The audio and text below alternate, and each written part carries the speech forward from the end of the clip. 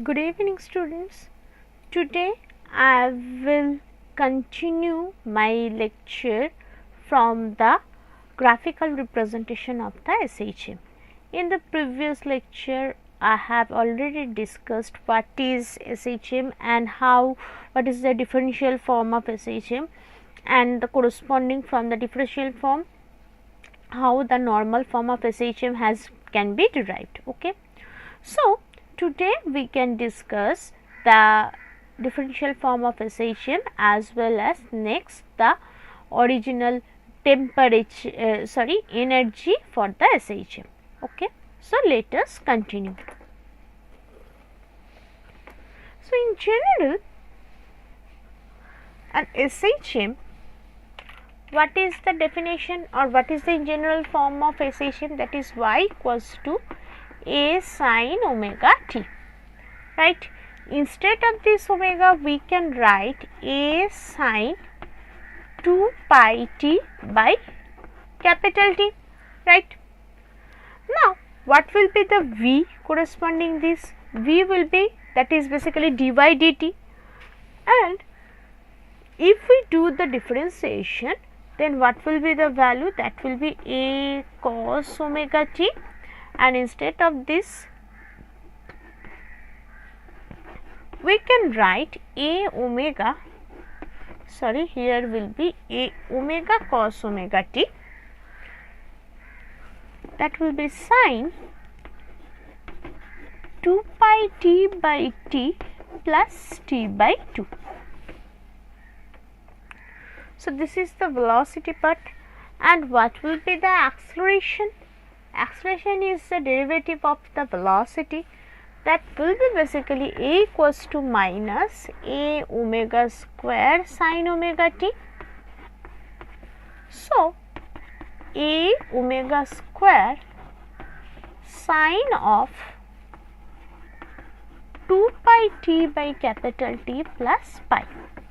So, this is the calculation of acceleration, velocity and the displacement of a SHM. Okay. So, therefore, from there what we can conclude? We can conclude that how this time period or the time will change, that is this may be t by 4. If we consider graphically, suppose this is the representation of SHM. So, here if it is basically the graph of y, it is representing y. Okay. So, what is this point? This is 0, this is basically t by 4, this is t by 2. Next again this will be basically, this will be t, this will be 3t by 4, like this the graph will move on. So, this is the graphical representation of our graph of the displacement. If I want to draw the graph of velocity, what it will be? It will be basically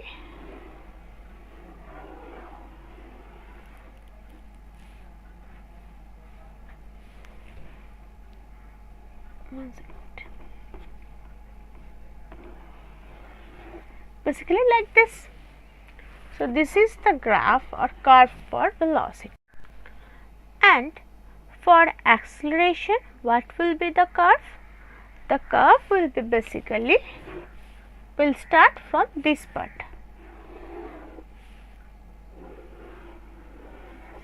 Like this it will go on. Okay. So, this is the curve of acceleration. So, in this way we can represent the velocity, displacement and acceleration of the SHM. Now, total energy of a particle in SHM. A particle executing SHM possesses both potential and kinetic energy. It possesses potential energy on account of its displacement from the equilibrium position and kinetic energy on account of its velocity.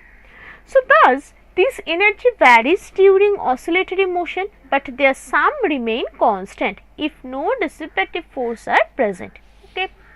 So, let m be the mass of the particle in SHM and y be the displacement from the equilibrium position at any instant.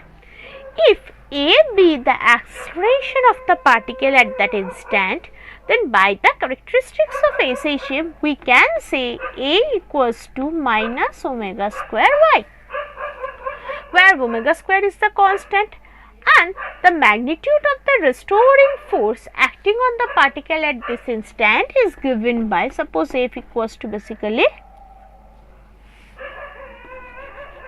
mass into acceleration, that will basically m omega square y. Okay. Now, if the particle undergoes a further infinitesimally small displacement dy, then the work done against the force dw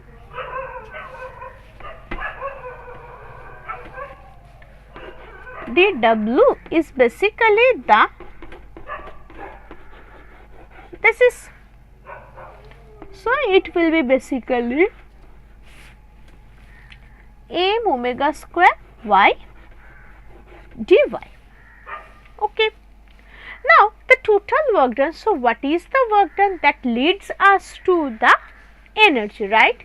So, the total work done for displacing the particle through y can be obtained by integrating the RHS of the equation. Okay. So, if we integrate this, so m omega square is the constant, d omega. So, let us discuss this integration part. So, we have that integration of d omega. So, the limit is 0 to w.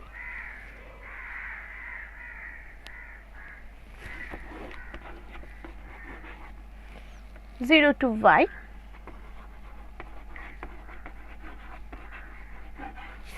dy. M omega square is the constant, 0 to y, y of dy,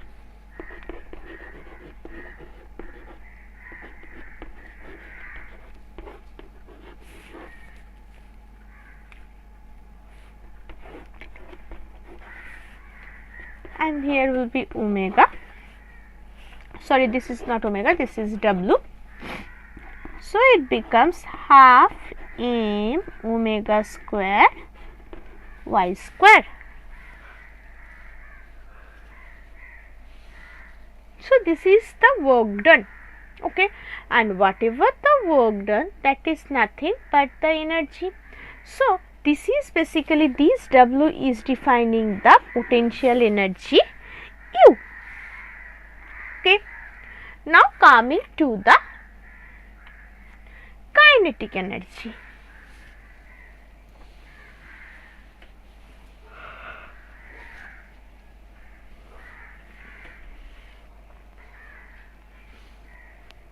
For the kinetic energy, V is required, and V is nothing but omega into A square minus Y square. So, K equals to half mv square. So, it becomes half m omega of A square minus Y square. Now, potential energy U is defined as half m omega square Y square. So, if you add these two, potential and kinetic, so total energy becomes basically half m omega square x a square. These two terms will cancel out with each other. It is evident from the equation that the total energy of the particle is free from the displacement y, that is, basically it remains same during the motion of the body. In the position of maximum displacement, that is y equals to a, the total energy is in the form of potential energy, while in the equilibrium position, when y equals to 0 basically, then the total energy is the form of kinetic energy. So, basically when a body is moving, when it comes to this position, here that is maximum displacement y equals to a, then the total energy is basically u is there, potential kinetic energy is 0, and when it comes to here, potential energy is 0, kinetic energy is there. So, by this thing, potential converts into kinetic, kinetic converts into potential. Okay. Now, already we know that total energy for the SHM E, that is equals to half m s square omega square. Now, if we want to represent this omega in terms of frequency, so it becomes basically, instead of omega, if we put 2 pi I, omega equals to 2 pi n, n is the frequency, then it becomes basically 2 pi square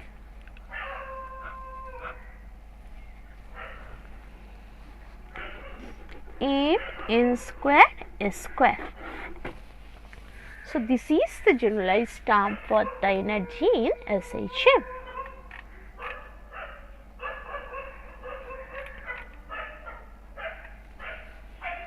Okay.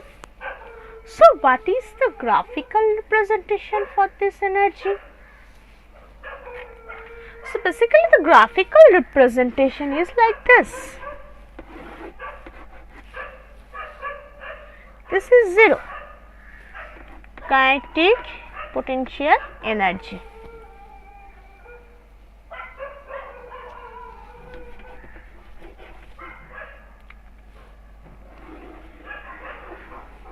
This is 1, that is basically potential energy, and this is basically the kinetic energy. It is minus a, it is plus a, it is minus a. So, this is the representation, graphical representation of the energy for the SHM. Okay, hopefully it is clear. In the next part of the syllabus of the video, you will get the functionalities of the simple pendulum, and later on the restoring force as well as the horizontal oscillation of the mass attached to the spring.